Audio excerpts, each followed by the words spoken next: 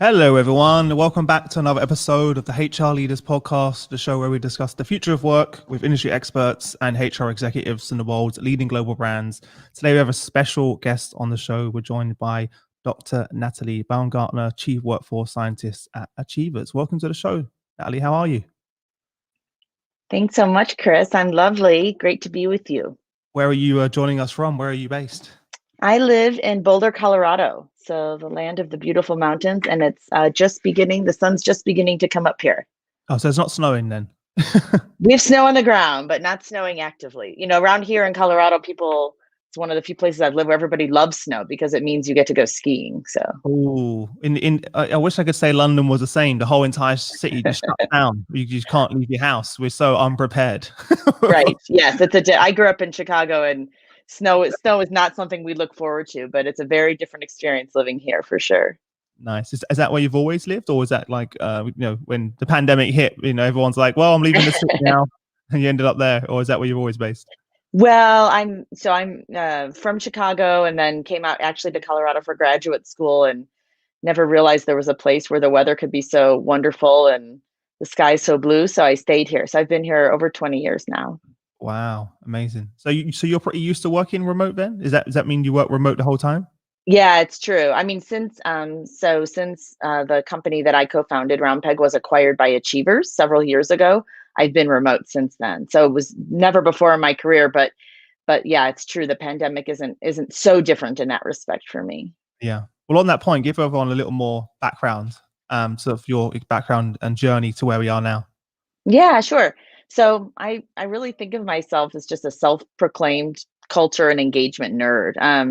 So as I mentioned, graduate school, my doctorate's in clinical psychology, but I've worked as a business psychologist my whole career. And I spent the first decade of my career as a consultant, actually, working with executives, mostly C-suite executives and boards of directors around the world with a focus on culture and the relationship between culture and high organizational performance. And it's really when I fell in love with culture. And I wanted to have a bigger, wider impact than I could, though, by being a consultant and working one company at a time. So I partnered. I live, as I mentioned, in Boulder, Colorado, which is the home of entrepreneurs everywhere. And so partnered with a couple of other really talented folks and developed a software company that would allow every organization to have the opportunity to create cultures where people thrive.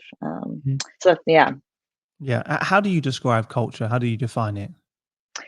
Yeah, I love that you asked that question because I think there's so many different ways to Yeah. define culture, and I think if we're going to actually address culture, we have to have a simple understanding of it, because I think that's where culture gets in trouble. It feels too lofty and nebulous, and no one knows how to attack it quite right, or quite directly, I should say.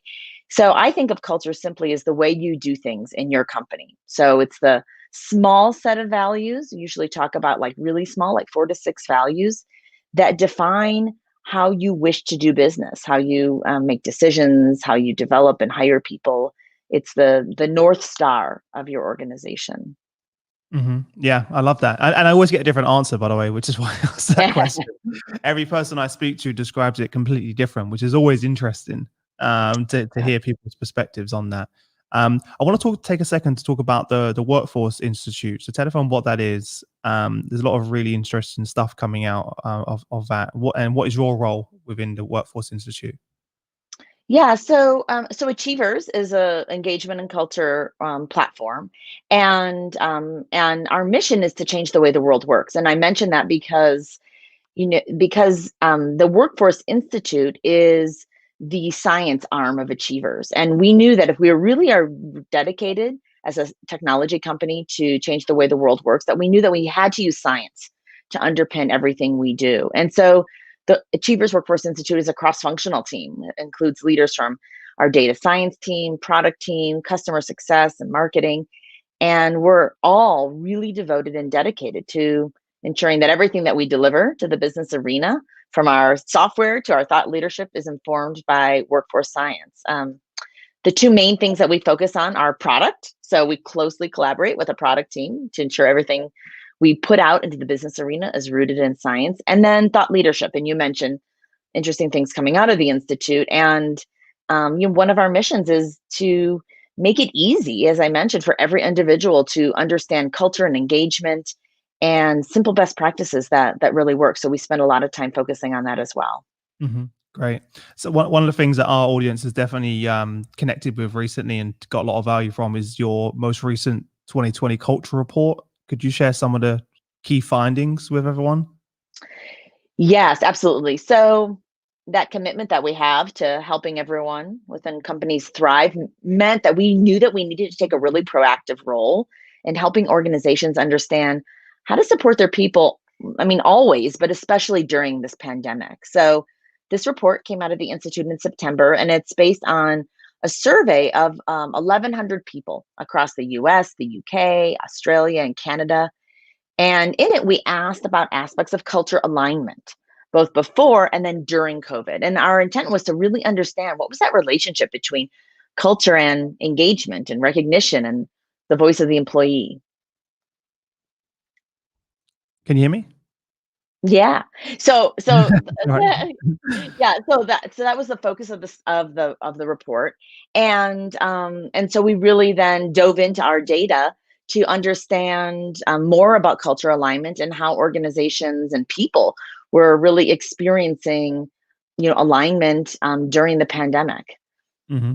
What was the key finding that came back from it? Any surprises for you and the team? Yeah, well, I mean, first I'll just mention when I speak about culture alignment, what I mean is that the degree to which everything you do in your company is aligned to or consistent with that small set of core values that we just talked about. So Hmm. we know that organizations that have really strong culture alignment, that companies that hire and develop and engage in accordance with those values, they have higher levels of engagement, lower levels of turnover, greater organizational productivity and profitability. Even they're 6 times more profitable than their competitors. So that's what we were looking into. And we knew that that type of alignment was even more important during a crisis. Now, what we found really isn't that surprising, but disheartening, which is that culture alignment has really decreased for organizations during the pandemic.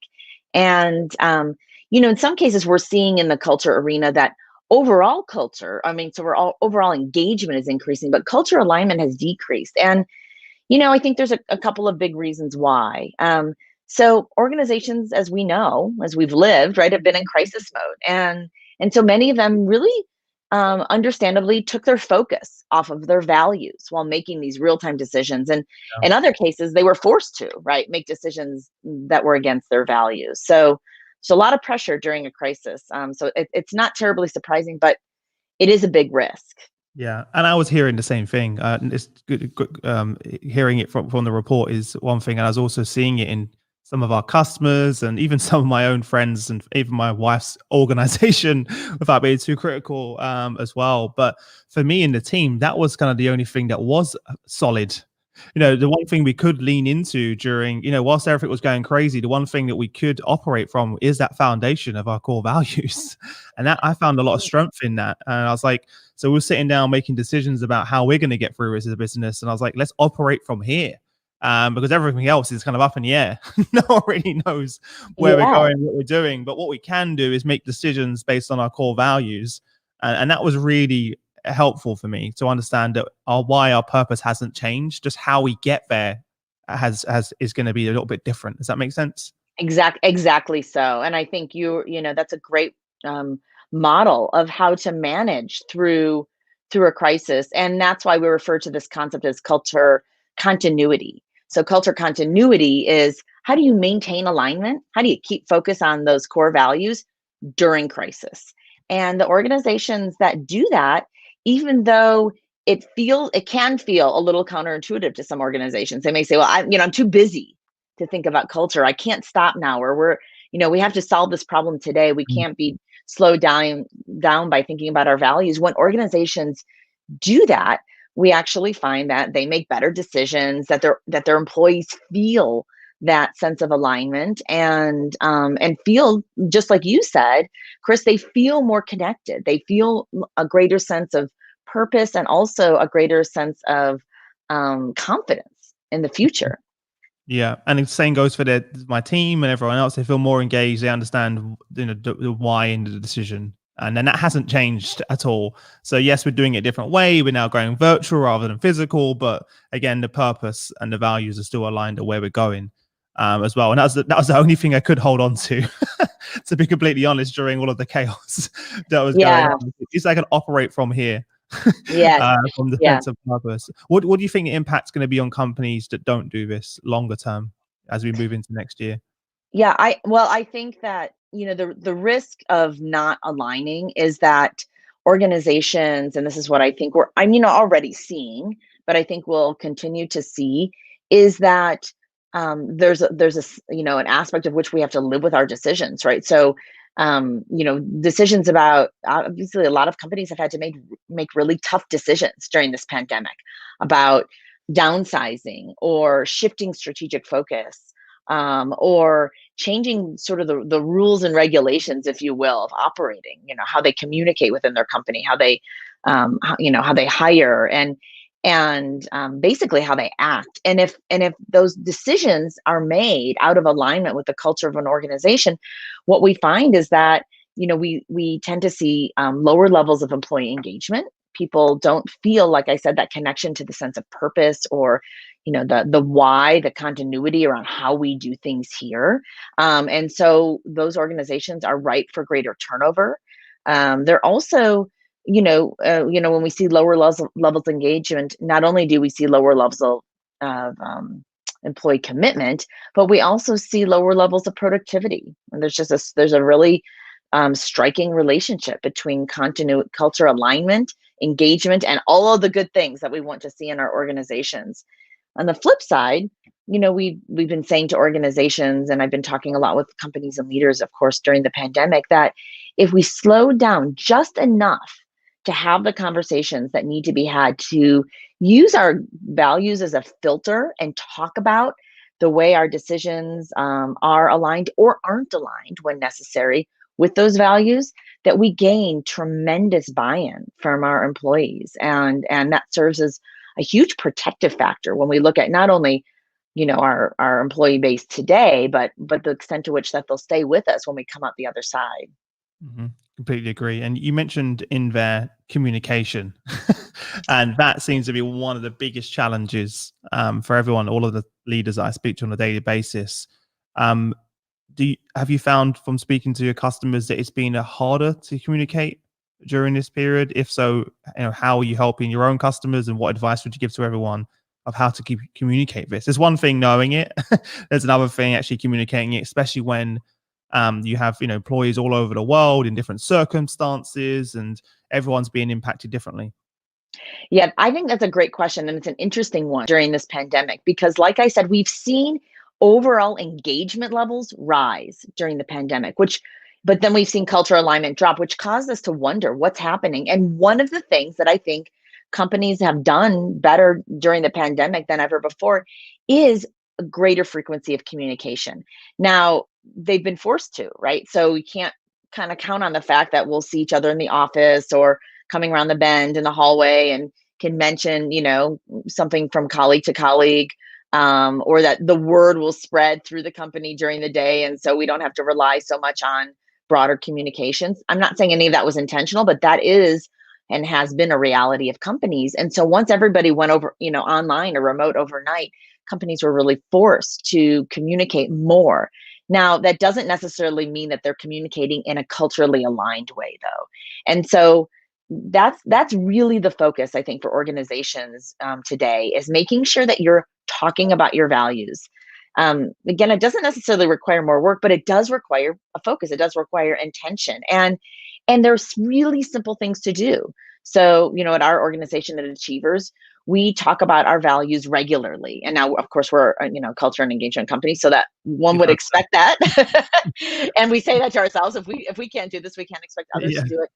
But I'll say that when you do that, when again, keep your values simple, then it becomes easy once you have that mindset to comment on them and to weave them into your town halls, to your emails, to your communication, your conversations with employees. Um, What's an example of because how you yeah, do that? What's a practical example of how yeah, you do that? Because I'm sure everyone would love, completely agrees with you that they're probably wondering the what, the how, like, what does that look like? I know it's not, Just give us a simple example of how you do that. Yeah. So one of the recommendations that I gave to my boss, our CEO, who's a culture and values zealot as well, is to take our values and to make sure that we're referring to one of at least one of our core values in every town hall. So we have a quarterly town hall inside of our company, and to make sure that we're speaking to one of our values in each one of those. So really simple, and then there's always plenty of opportunities, To weave it to in. link Yeah. an action to a value. Mhm. Yeah. Yeah, it's so important that we do that because a lot of times we can assume our employees are aligned and they're fully on board, but most of the time it's not the case as well. And especially now where we're all inundated with emails and notifications and Slack messages, it can become very difficult and to get through all of that noise and make sure you're connecting with people. And a lot of the CHROs I was speaking to, like Chris, I feel like I'm head of PR and comms for the last 8 months. I spend more time writing copy to like do actually doing traditional HR, and they're really, really struggling. But also at the same time enjoying it and discovering new ways of doing it, etc. As well. So it's going to be interesting to see how that plays out. And I think one of the things that I've always heard from your own customers, which they've loved over the last couple of months, is the ability to customize their communications depending on their audience, because you really want the information going to the person that they really need. For example, if you're talking about health and well-being, you want specific content going to that person, not everything as well. And that's been super useful. Otherwise it just becomes so much information that they don't even look at it because 80% of it's not even relevant to you. And I'm sure people listening, I remember working in companies like that before. It's like, well, this small percentage of this message is relevant to Chris, so I'm not even going to open it. Yeah, exactly. Keeping it, I mean, I think the key is, and I know I've said it a couple of times, but it's for a good reason, keep it simple. So, the more we can keep it simple in terms of what's important and come back to that, those guiding principles, those core values, that's what people leave with, right? The details, right, often come kind of go in one ear and out the other, or you see them and you lose them in a moment, especially right now when there's so much information. But values are really a great focusing mechanism, and if you talk about them, in your emails, you use them. In your intranet, you include them, like I said, in a town hall or meeting, you just drop them everywhere with examples of how they're living in your company. Then that's what will stay with your employees, and that's what stays with all of us. That's what we remember. Hmm. Another thing which I think is super important, I love to talk about is recognition, because again, when you were in the office, I feel like recognition happens a lot more organically, whether you kind of have that water cooler moment, say congrats Chris on that particular piece of work or project, and kind of organically happens. But I'm finding as we're more remote, recognition is something that's kind of lacked in quite a lot of organizations. And I think it's needed now more than ever as well. Talk about recognition in terms of how it serves as a function for driving alignment, like you discussed earlier. Yeah, recognition is the single most powerful lever to drive engagement. And in fact, the Workforce Achievers Workforce Institute, we also published just this month a manager empowerment report, and that survey was conducted again just in the last quarter, so during the pandemic.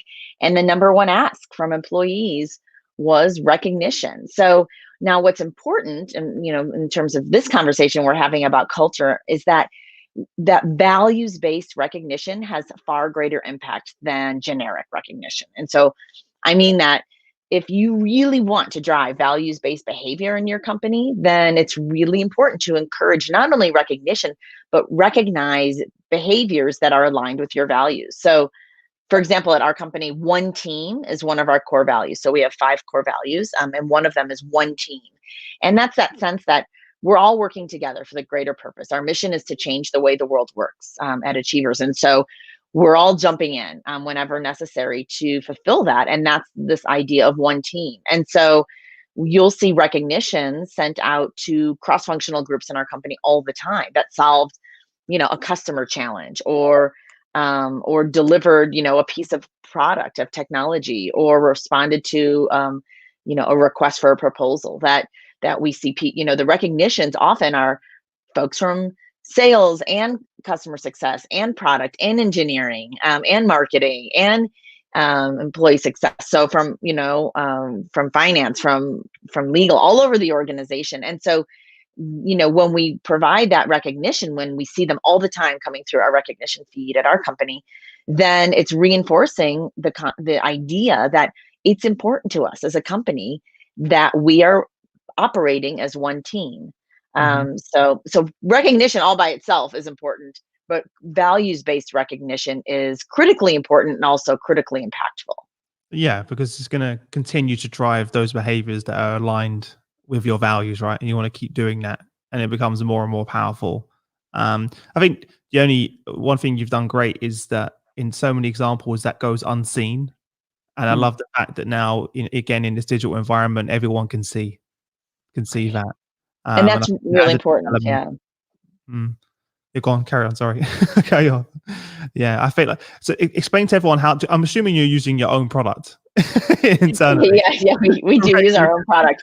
We use it so much that it's almost, a full-time job keeping up with our recognitions that are flowing through our feed. So we really drink our own champagne, so to speak. But I think, some of the important principles, whether you have a recognition platform or not that you're able to use, some of the principles to really pay attention to are that recognitions are more powerful when they're real time. So when they occur in the moment or just after Yeah, the moment, which can be hard to do when you're busy, and but also that they're public.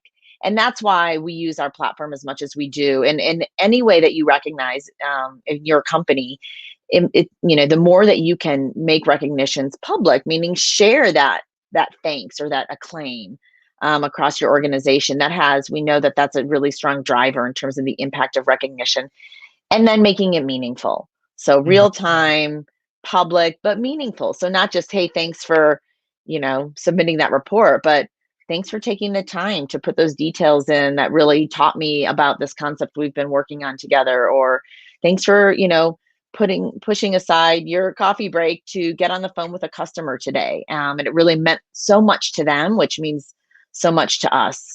Those kinds of recognitions are the fuel for that engagement that yeah. we all need.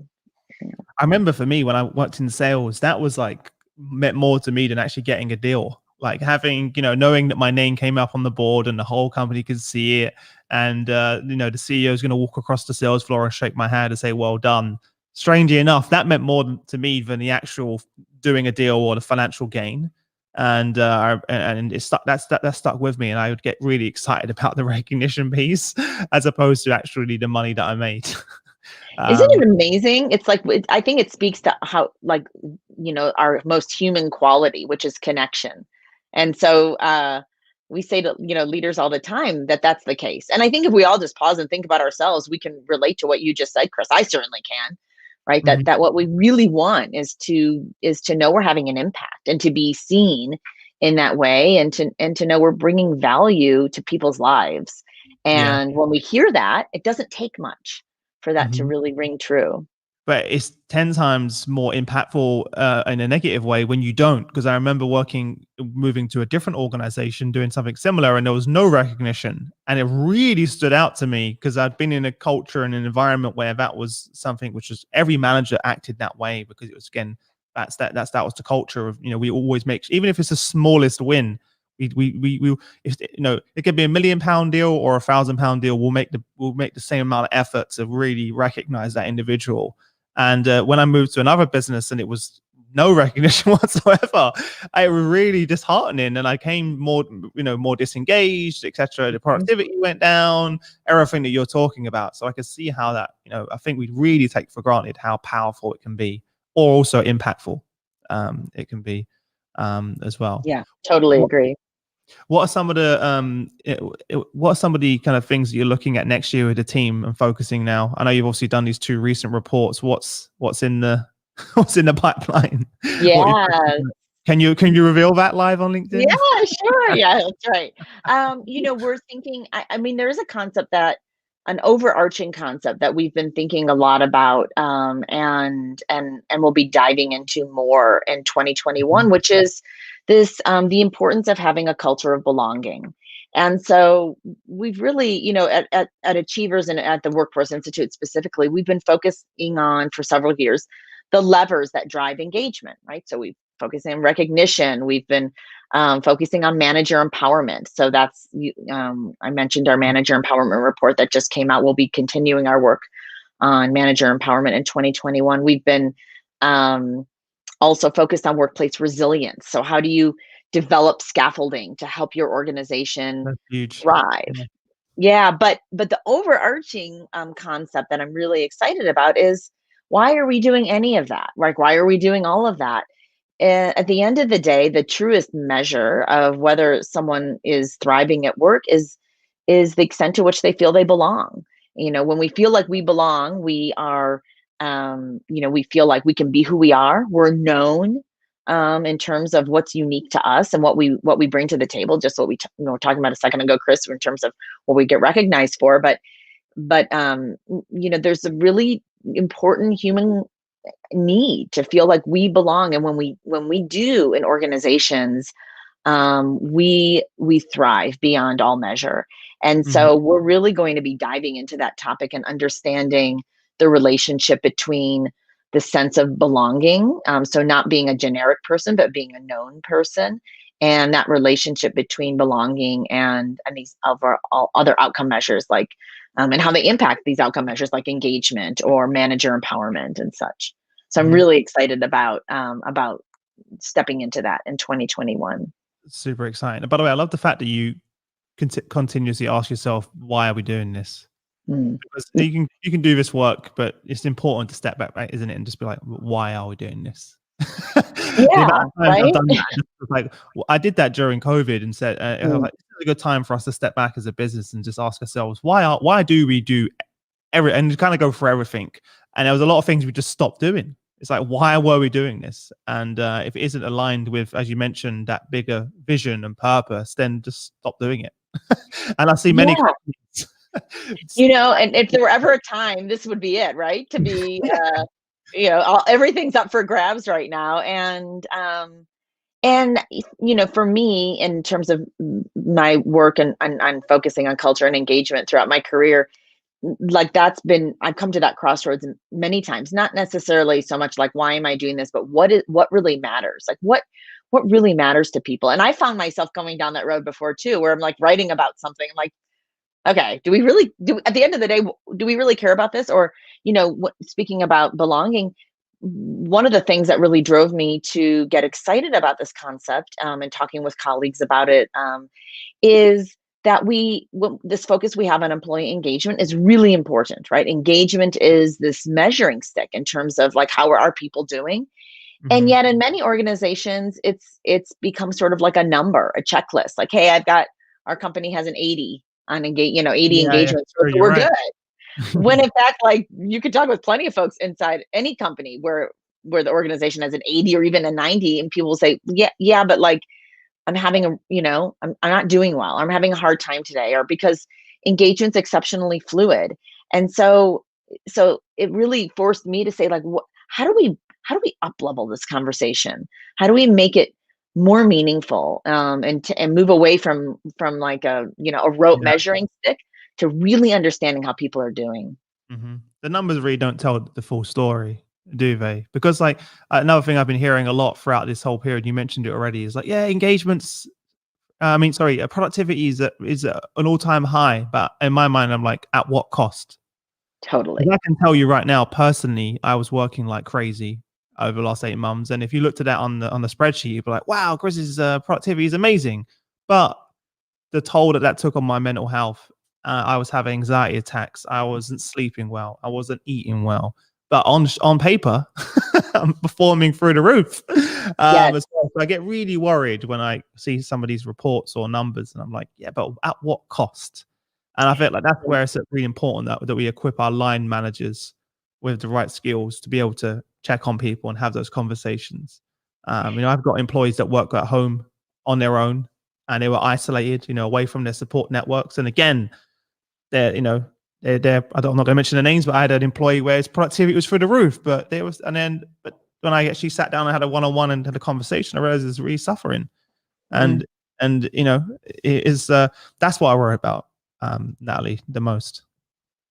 Yeah, and I think you're in good company. Like this is not like an isolated incident or Mhm. situation. Folks feeling like my work output isn't necessarily aligned with my deeper well-being. And that's why we in our engagement platform we measure engagement drivers. One of our tools does, just like all, and then like all engagement surveys and tools, there are a lot of different drivers, and so being able to be kind of push out your work is one, and there are many others, and so we don't sum across them because we lose data. So for example, we could look at your, like you said, productivity score and have make assumptions about how you're doing, and we would totally miss this huge issue that you're up against. And I think that's why I think this pandemic is really giving us an incredible opportunity to like kind of step out, not really step back, but step out and get a broader and wider view, Mhm. and understand more about what really helps people be at their best every single day at work. And right, having sort of losing your commute time and being able to work more, having less work life boundary in your life, we know has been actually been a huge challenge for people, and it's had a tremendous impact on well-being. Yeah. And so I think that's part of why we had this great sort of moment of kind of challenging ourselves with, well, what really matters, and how do we get at what really matters for people. So Mhm. you're in good company there. Yeah, unfortunately. Yeah, Yeah. right, right. I We're all in it together anyway. I know, I know. Yeah, you're right. Have you I'm assuming you've seen, like, a huge increase in traffic, right, within the platform? I'm sure it's kinda gone through the roof. Yeah, what's been interesting is so we look at, we've talked about the impact of manager recognition. Yeah, And then what we've been focusing on even more recently, and it's also came out of some of our research this year, is peer recognition as well. And we've always known, as an organization, we've always placed huge value on peer-to-peer recognition and social recognition. So this idea of, like, you don't have to our earlier part of our earlier conversation, you don't have to attach money to recognition for it to be powerful. And it doesn't have to come from your leader, although of course that's really impactful, but it can also come from the people around you. And so we've seen more of that focus during the pandemic. And I'd say, in addition, what we've seen is that organizations that were not thinking about, using a recognition platform um, prior to the pandemic, that are today, because what became very clear to, I think, many companies is that what they believed was their tool, their mechanism for providing recognition, like walking past someone's desk, like I said, and saying, "Hey, mhm. thanks for," not that those things aren't important, right? We need, Oh, they're massively we're human, important. You can't do right? it. But like having that exclusive focus on being able to do it in the Yeah, moment, running around the corner, has really been challenged. And so we're seeing more organizations get really planful about, and about how to drive recognition. And of course, because people are remote, providing them with tools that they can easily use on online helps a lot. And one of the areas that we are focusing on, like I mentioned, is manager empowerment.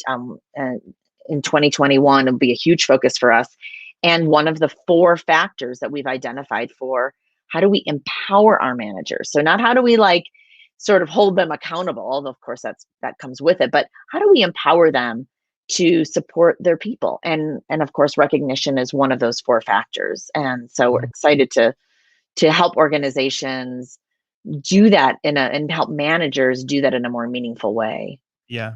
I've definitely fell short on it as well because, again, normally, because I'd see the team, it would be natural cues for me and kind of remind me to go and thank Ivan or Shane or Escher and do that. But then when in a virtual environment, there are no kind of social cues or to do that, and then you just don't do it all. So it's super important to have that, whether it's a nudge, Chris, have you recognized the team now, or whatever that may be. And again, it doesn't have to be financial, as you Yes. mentioned.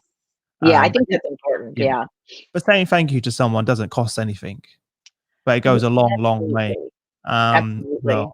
especially now. Like I remember even with my wife, she had her annual review last week, and just her coming off of that call with some positive praise Mm, from her manager meant the world to gosh. her. I could see it in her. She's super energized, so excited. Obviously, super nervous going in Right. to it. Oh my god, we fell behind because we've got our 2-year-old daughter running around causing Mm. chaos.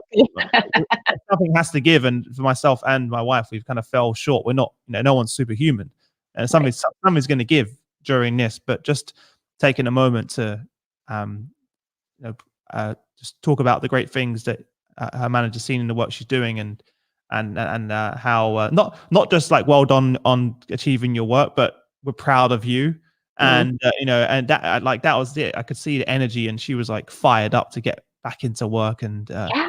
do everything as well. So you really, it's like it's incredible what the impact Yeah. you have on people. It's really amazing. I just, are we're today's the last day of school for I have 3 little girls, so I understand your I can barely deal with chaos one. you I don't know how describe, you're doing with yeah. three. It's been interesting to say the least, and I'm waiting any moment for one of them to barge in here, but so far everyone's doing okay. But it's right. And so last night and yesterday and the last couple of days I've asked them to write letters to their teachers for us to hand out with their, I guess not hand out, send with now Mhm. with their gifts this year. And I chatted with them about that, about how important it is to that that that of course their teachers are going to appreciate getting a gift certificate, something they can use to buy themselves, something. These teachers need more praise and more gratitude than I think anyone during this pandemic. 100%. But I shared with them that, but hearing from you, and even my 6-year-old, right, who's just like learning how to, just like figuring out how to write, learning from you, I mean, hearing from you and hearing, how much you appreciate them, that's more meaningful than any Mm. gift card that we can give them. And so I just packaged up their letters and their pictures last night to drop off today. And I think it's just a reminder of that at our, if this pandemic has done anything, it's dropped us to our knees around what's important as a human, right? Connection. We've learned so much about what it means to be in isolation and how we're not designed for that, and so we're all making do the best we can. But yeah, thanking someone and showing gratitude is like you said, quite one of the easiest Yeah. tools we have, and it's Yeah. also one of the most powerful. Just takes a little bit of time. Yeah. Even some of our customers sent me and Shane a few Christmas cards, handwritten Christmas cards from different places around the world, and it means so much when they, one of them was just saying, well done for sticking in there, because 80% of our business disappeared for our physical events, and they were like, I'm really happy for you, and just Merry Christmas, and that means so much. Like, we'll remember that, for a long time, and vice versa. Myself and Shane did a similar thing, which just kind of spent a few hours there, just sort of writing personal messages to people that really impacted us and helped us Yeah. through. And yeah, it doesn't cost a lot to do it. Just take some time out to do it. I love the idea with the teacher, by the way. I'm going to steal that one. Although Robin's she's 2 years old, so I don't think she's writing any cards. But I'll A picture. What do they say? A picture sends 1,000 words. yeah, I'll do like a little hand paint print on Yeah, there those or little something like that. Yeah. I was, my family and I were up skiing last weekend. That's one of the benefits of living in Colorado. And even in a pandemic, you can go ski. But and I was thought about a colleague that I have who's actually a senior leader. I'll mention his name, Bill Rock. He's been a colleague of mine for many, many years, and he runs, some of the largest ski resorts across North America. And he is notorious. He is just like a great example of sending handwritten letters. And I still have a little handwritten note that he sent me many, many, many years ago. And I have it on my desk. It was like 3 sentences where he just thanked me for some support I had provided. But it was handwritten. And it's a reminder. It's one of those reminders. And I just was thinking about him because we were up skiing. And so I sent him a text and just let him know that I was thinking about him. But it's a reminder of how powerful, like you said, that was a handwritten note sent many years ago, and Yeah. it's still, it sits with me. And I'm as guilty as anyone of being challenged and finding time to send recognitions. We leaders at Achievers are often chiding ourselves for that, and but it's a great sort of discipline that it takes to just be mindful and remember that it doesn't take much. Yeah, that should be a good takeaway from today. If you're listening right now, take a moment to think about some of those people that have impacted you this year, or that deserve that recognition, and take an hour out of your day, write some notes, Yeah. handwritten, not email, Yeah. or Slack, Yes. and send it to them. And I feel Oh, like we again, with so much technology as well, that's something we've lost. I feel the kind of the take someone, it's great getting recognition through software and app, and that's great. That's one thing, but getting a handwritten letter or a card is something different about that. yeah. I Um, think so too. And if you do that, if you're listening, let Chris and I know. You can reach me on LinkedIn, yeah, and let us know. Share some of your stories about, I exactly. guarantee you'll hear back from those folks. Yeah, or like even we do see things sometimes where I know I said handwritten, but just doing a social media post across like LinkedIn and recognizing someone, Mm, right? Or something like that's also super impactful because it just is sharing it with everyone, and that means that's so right. much, and it encourages more people to do the same as well. Like I've heard some, and not just for that, you can do recognition, but also for other things. Like I have friends that have written to some of their idols, and have written Mm, a letter to them saying, thank you so much. Your autobiography meant this much to me, and they've gotten replies, because it's very rare that someone takes the time to send a handwritten letter thanking you for something. But listen, I don't want to take too much of your time, Natalie. Before we wrap up, if there's sort of we've covered quite a lot, a parting piece of advice, kind of what would that be? And then where can people connect with you? You mentioned LinkedIn. Is there anywhere else where can they learn more about the institute and the other work that you do? yeah. Well, I mean, the parting advice. I think this one we landed on of sharing recognition Yeah, is phenomenal. But kind of going back to culture, I'd say remember that culture, how you do things in your company, has a more profound impact on the engagement of your people and the performance of your company than most other factors. And that's true whether you're managing it or not. So get focused on culture, but keep it simple. This does not have to create more work for you. 4 to 6 values that speak to who you want to be as a company. And then make those that North Star that you're thinking about and talking about all the time. It actually becomes quite easy the more you do it, because it just becomes part of your vernacular, part of the way that you do business. So I would just encourage you all to work towards using in 2021 those values as a filter for everything you do. And if you do, you'll have a culturally aligned organization that can truly withstand any storm that comes our way. Please do reach out to me if you have any questions that I can answer. Like I said, you can reach me on LinkedIn. And if you want to nerd out more about culture and see the Workforce Institute thought leadership as it hits the presses, subscribe to the Workforce Institute on the Achievers website, and mhm. we'll share that kind of those insights that we We'll put a gain and link that in the chat research as well. along the way. We'll put a link in the chat right now for anyone who wants the link um, Great. as well. But look, thanks so much, and for everyone listening. Thanks, Um, Chris. we appreciate you all joining us. It's been a pleasure, Natalie. And if you're new here, please like, comment, share, tag in a colleague that you feel would gain value from today's show as well. We want to share the knowledge experience with as many people as possible.